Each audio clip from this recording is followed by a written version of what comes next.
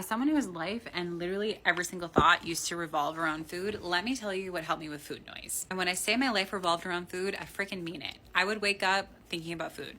All day, I was thinking about food, what I was gonna have next, how much I could binge, what I was gonna have. I literally lived binge to binge. All I thought about was food. So trust me, I know how hard it is, but let me help you. Before I get into any of this, the number one thing I want you to do is stop labeling foods good or bad, healthy or unhealthy. Once I switched that mindset and I stopped looking at foods as anything but food, my whole life changed and I stopped giving food so much power. All food is neutral. There's no good food, there's no bad food, it's just food. Now getting into the tips. Number one, don't let yourself get too hungry. Now I really try to eat more throughout the day, like every 3 to 4 hours. And I always try to include protein and fiber and then one other macronutrient like healthy fats or carbs. Trying to push your hunger out for as long as possible isn't going to help you not thinking about food, because by the time you eat again, you're going to be starving. So eating more frequently can really help with that. Next is adding more volume and nutrients to the foods that you want, especially when it comes to really highly palatable foods like Oreos, right? My favorite thing to do with Oreos is have them with a protein shake. So that way it's more satisfying than just the Oreos alone. Food pairing is so helpful when it comes to conquering cravings and food noise. This one is for all my binge eaters out there. Plan in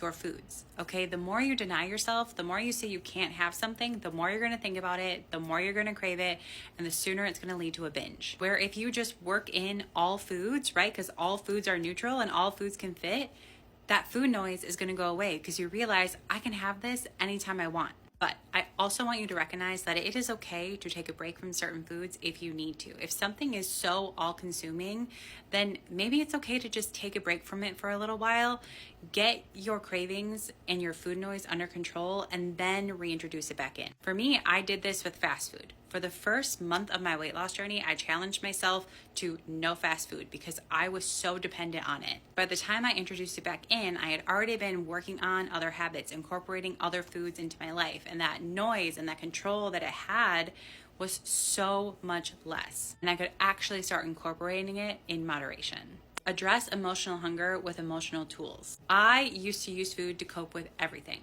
Everything. If I was sad, I was eating. If I was happy, I was eating. If I was stressed, I was eating. But food doesn't actually help with any of that. You're not solving any problem with that. You're just creating a bigger problem for yourself. So I started doing things like reading, journaling, calling a friend, talking with somebody, going for a walk. Next is prioritize sleep and hydration. Both of these are key for regulating your hunger. And if you are super dehydrated or you're not getting enough sleep, your body's going to be all out of whack. It's going to be looking for that energy that is depleted from water and sleep. And it's going to be craving that food. Pause before reacting. If you all of a sudden get a really big craving or the food noise is really, really loud,